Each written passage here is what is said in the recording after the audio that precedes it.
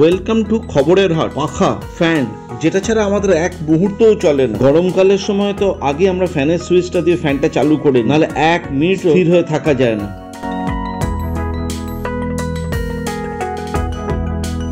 এই বৈদ্যুতিক পাখার আবির্ভাবের আগে মানুষ নিজেকে ঠান্ডা রাখার জন্য বিভিন্ন রকম পদ্ধতি ব্যবহার করছে। যেরকম খোঁজ পাওয়া যায় তাতে দেখা যায় প্রাচীন মিশরে বড় বড় তালপাতা হাতে চালিত পাখা হিসাবে ব্যবহার করা হতো। আবার চীনে দেখা যাচ্ছে হান রাজবংশের সময়, যেটা ছিল 206 খ্রিস্টপূর্বাব্দ থেকে 220 খ্রিস্টাব্দ পর্যন্ত, সেই সময় মানুষ নিজের প্রচেষ্টায় যান্ত্রিক ঘূর্ণায়মান পাখার খোঁজ একটা আমরা দেখতে পাই। আবার 17 ও 18 শতাব্দীতে উষ্ণ জলবায়ুর বিভিন্ন দেশে বাতাস সঞ্চালনের জন্য বিভিন্ন ভবনে হাত পাখা ও জল চালিত বায়ু চলাচল ব্যবস্থার ব্যবহার দেখা যায়। আবার দেখা যাচ্ছে 1849 সালে উইলিয়াম ব্র্যান্টন সাউথ ওয়েলসে বাষ্পচালিত ফ্যান তৈরি করেছে। আবার এটাও দেখা যাচ্ছে 1851 সালে তা প্রদর্শন করা হয়েছিল। 19বিংশ শতাব্দীর শেষের দিকে বৈদ্যুতিক পাখার বিকাশ ঘটে যায়। এই পাখা সম্পর্কে আরো জানতে হলে অবশ্যই ভিডিওটা প্রথম থেকে শেষ অবধি দেখতে হবে। কিভাবে পাখার জন্ম হলো, আমাদের এই উপমহাদেশেই বা পাখার ব্যবহার কিভাবে কখন থেকে শুরু হলো, জানতে হলে অবশ্যই ভিডিওটা প্রথম থেকে শেষ অবধি দেখুন। ভালো লাগলে অবশ্যই চ্যানেলটাকে সাবস্ক্রাইব করে দেবেন। সাথে থাকুন, সঙ্গে থাকুন, দেখতে থাকুন খবরের হাট। যেটা প্রথম আমাদের সবার মাথার মধ্যে ঘুরপাক খেতে থাকে সেটা হচ্ছে বৈদ্যুতিক পাখার জন্ম কিভাবে হলো। বৈদ্যুতিক পাখার আবিষ্কার 19বিংশ শতাব্দীর শেষের দিকে হয়েছিল। বৈদ্যুতিক বিভিন্ন যন্ত্রপাতি আবিষ্কারের সঙ্গে ফ্যানেরও আবিষ্কার দেখা যায়। সময়টা ছিল 1882 সাল। ক্রকার অ্যান্ড কার্টিস ইলেকট্রিক মোটর কোম্পানির একজন মার্কিন প্রকৌশলী হুইলার স্কটস হুইলার প্রথম বৈদ্যুতিক পাখা তৈরি করে। হুইলারের নকশায় দুটি ধাতব ব্লেড ছিল, যা একটি বৈদ্যুতিক মোটরের সঙ্গে যুক্ত ছিল। এই ফ্যান ঘরের ভিতরে বায়ু সঞ্চালনে বিপ্লব এনে দিয়েছিল। তার আবিষ্কার ছিল যান্ত্রিকভাবে শীতল বাতাসের খোঁজে প্রথম পদক্ষেপ। পরবর্তী সময় দেখা যাচ্ছে 1886 সাল জার্মান মার্কিন প্রকৌশলী ফিলিপ ডাউহল একটি বৈদ্যুতিক পাখাকে একটি সিলিং কাঠামোতে যুক্ত করে সিলিং ফ্যান তৈরি করে ফেললেন। ডাউহলের পাখায় স্বয়ং সম্পূর্ণ মোটর ছিল। আবার দেখা যাচ্ছে 1880 দশকের শেষের দিকে ডাউহলের কোম্পানি সিলিং ফ্যান উৎপাদন শুরু করে।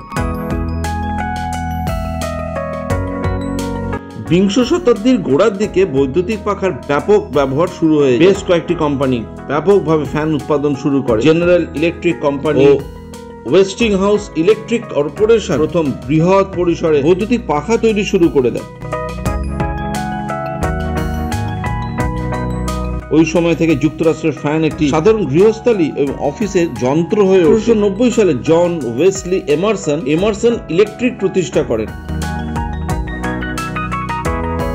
এই প্রতিষ্ঠান ফ্যান প্রযুক্তির উদ্ভাবনে গুরুত্বপূর্ণ ভূমিকা পালন করেছে। 1909 সালে জাপানের কেডি গৃহস্থালীর ব্যবহারের জন্য ব্যাপকভাবে বৈদ্যুতিক ফ্যান উদ্ভাবন করে।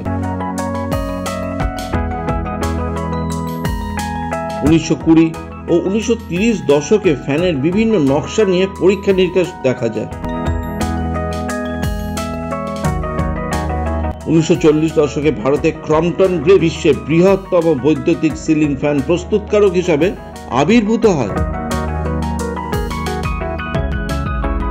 1980 দশকে প্যানাসনিক ও মিৎসুবিশির মতন জাপানি প্রতিষ্ঠান ফ্যানের বাজারে প্রবেশ করে কম্প্যাক্ট ও উন্নত মডেল প্রবর্তন শুরু করেন।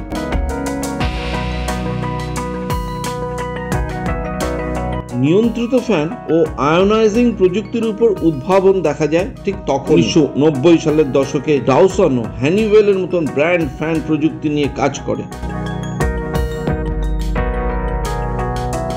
2000 দশকের গোড়ার দিকে ডাউসন ব্লেডলেস ফ্যান তৈরির দিকে নজর দেন এবং চমকেও দেন বিশ্ব। এখন বাজারে ডাউসন, সাওমি, ফিলিপস এর মতন কোম্পানি ফ্যানে ওয়াইফাই ভয়েস নিয়ন্ত্রিত পদ্ধতিও দেখা যায়।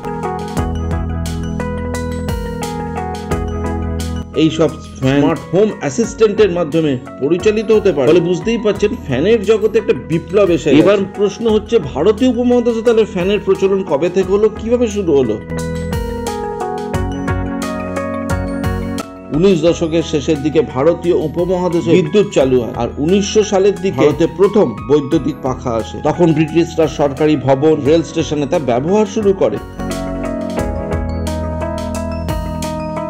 ইউরোপ ও যুক্তরাষ্ট্র থেকে ফ্যান আমদানি করা হতো। জেনারেল ইলেকট্রিক ও ওয়েস্টিং হাউসের মতন কোম্পানি ব্রিটিশ কর্মকর্তা ও ধনী ভারতীয় পরিবারে ফ্যান সরবরাহ করত।